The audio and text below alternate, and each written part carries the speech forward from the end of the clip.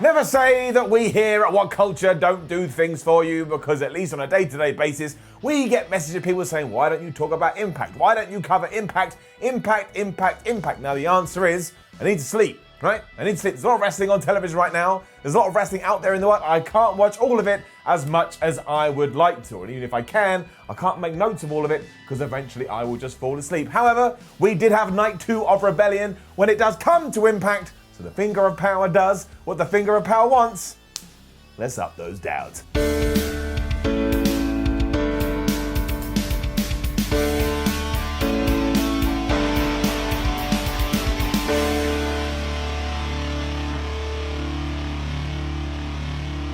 Now we will go over night 1 once we're done with night 2, but night 2 is now the earliest and therefore most interesting Kamali, so we will start off with that. And things did start pretty damn crazy because we had Chris Bay taking on Suicide, taking on Trey Miguel, taking on Rohit Raja, and they just decided, hey, maybe lots of people are going to tune into this, so let's run amok. And also, let's get it up. The only real shame was, as always, that there was no fans here because it was set in an empty arena, because people live would have gone absolutely nuts for this, much in the same way that I go nuts every time I see Suicide, because for some reason, it just reminds me of the TNA Impact video game, which came out in 2008. 2008, where did the last 12 years go? Somebody bury me a grave, because I'm about to be dead. And there's been so many incarnations of Suicide, I have actually forgotten who is beneath the hood. It was proper modern day wrestling though, if you want to call it that, in the sense that all 4 guys were just giving it their all, but because I'm a bald asshole and because I'm a bald idiot, my favourite part is when Raju had like given a big uppercut to Suicide and he was so proud of himself, and then he got kicked right in the face by Miguel. There's just something very enjoyable and very entertaining about seeing a man thinking he's in control and then get booted in the skull.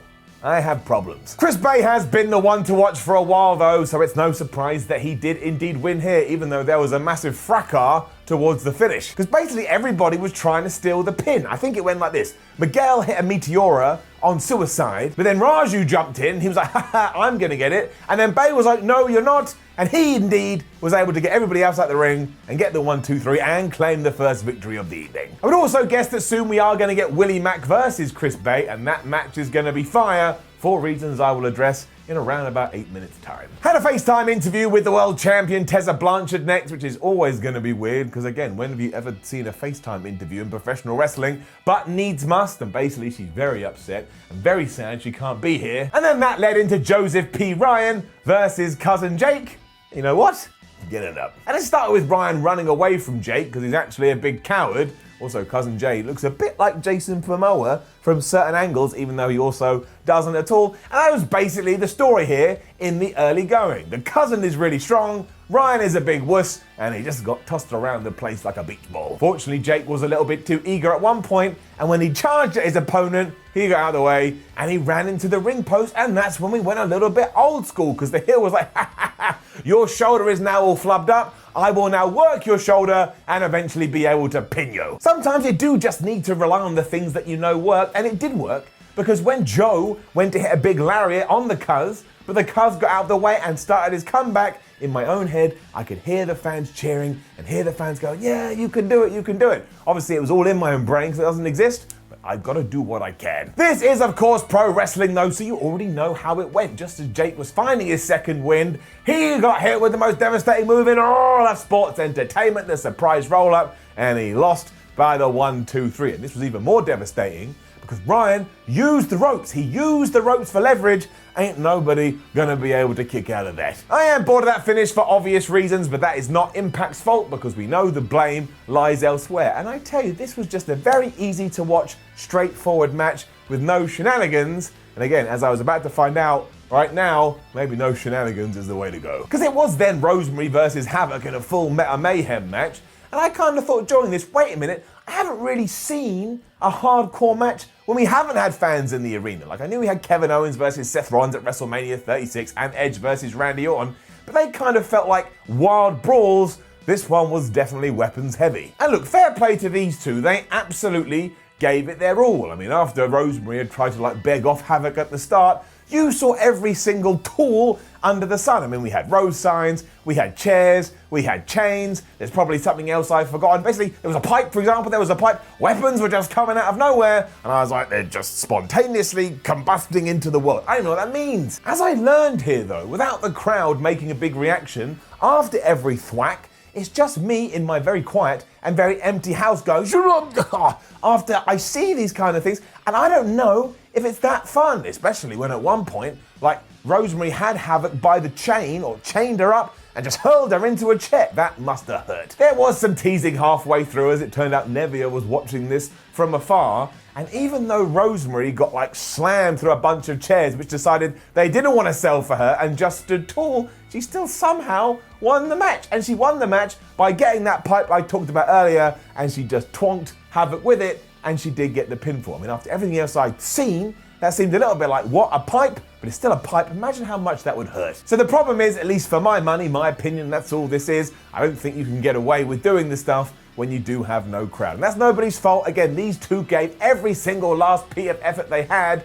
But at the end of it, I felt exhausted rather than elated because I didn't really have adrenaline. I just had like, oh my gosh, these people, how are they still going to be walking around tomorrow? And because of that, down, but again, you cannot fault the effort. A couple of promos aired next with Willie Mack and Rich Swann, and they were just like the happiest people in the world, I guess, because Willie Mack had just won the X Division title when Johnny Swinger turned up and was like, hey man, remember we're gonna have a little fight soon. So I guess we can look forward to that. And we also had Michael Elgin furious that Eddie Edwards and Tessa Blanchard weren't able to make it to the arena because his plan was to send them to hospital. So that's what Michael Elgin said. He wanted to kill the TNA Impact World Heavyweight Champion and Mr. Edwards. All right. He was clearly really pissed off about this because he then went to the ring and got another microphone and said, I am really mad at Tessa and at Eddie. And I was like, bro, you gotta let this go. This is gonna ruin your life.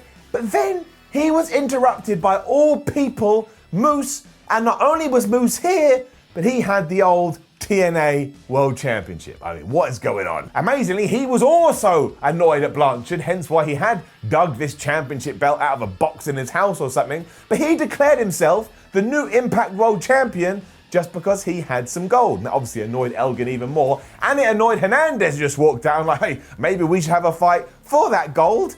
And that's exactly what happened. That's what we got, a random triple threat out of nowhere that I didn't see coming. And when it comes to this, look, Michael Elgin is ridiculous, and if you've never seen him in action, you should. I get a massive kick out of Moose. I think he's quite entertaining, and Hernandez is no slouch. And also, they'd kind of built up their reverse meter energy bars here, because for a while it was just counter, counter, counter, counter, and I can always get something out of that. It can have it up. I will say that the ending was a bit nuts and a tad like WCW because referees were getting beaten up when people were going to be counted for the 1, 2, 3, and then new referees were coming in, but they were getting beaten up too. And again, I understand what Impact was going for here. They wanted to create a sense of panic, and you already know what I'm going to say. It's hard to create a sense of panic when there are no panic fans going, oh, I'm panicked, I'm panicked. So that was kind of like a little bit of a disconnect, and that's why I get so down. It's just too much. With all that said, given everything that Impact had to deal with and trying to get wrestlers to the damn building, I thought they did the best with what they could. And after the no jackhammer needed, Moose did pin Hernandez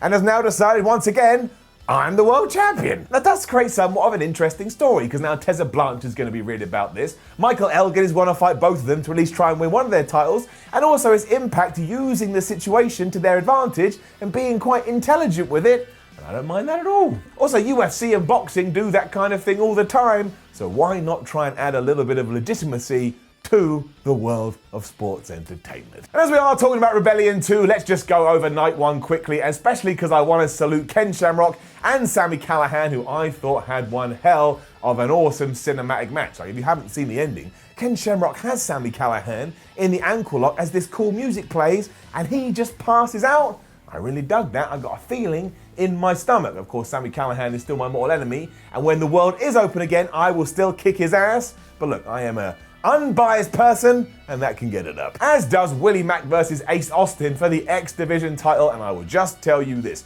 If you have not watched Rebellion Night 1 or Rebellion Night 2, and you don't want to, do me a favor, go check this one out. Willie Mack is brilliant, so is Austin, but Willie Mack is absolutely brilliant. He won the X Division Championship here. That man is gonna become a star. Up. I mean, he went for his frog splash at one point, realized that he wasn't gonna get there because Austin had moved, so he turned it into the coast for coast. Who does that? He's like some kind of wizard. It was just crazy high-flying stuff done to a super high standard, and now I am excited to see Willie Mack versus Johnny Swingler that we talked about earlier, because I imagine they'll just try and raise the bar, and I think we're about to get to the point where I'm just going to be like, yes, let's have Willie Mack against everyone, because this man knows what he's doing. Look, I'm pointing, and he's not even there. Also, Doug, OVE versus Crazy Steve versus Rhino versus Tommy Dreamer, mostly for the ECW alumni. I like nostalgia, as you know, I'm a bit of an idiot in that sense, although I was surprised that they won. And the Rascals versus Falabar versus TJP versus Triple XL, or however many X's they got in their name.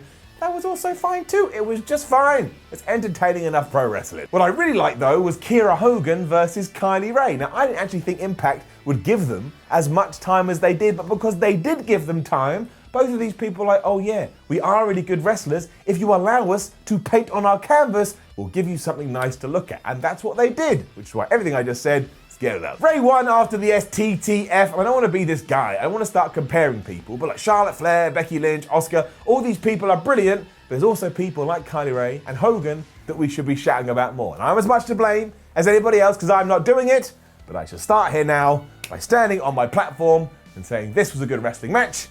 They are good professional wrestlers. And that's that. That is Rebellion for Impact, who are now trying to operate like WWE and AEW, I guess. And like those guys, they're doing the best with the hand that they've been dealt.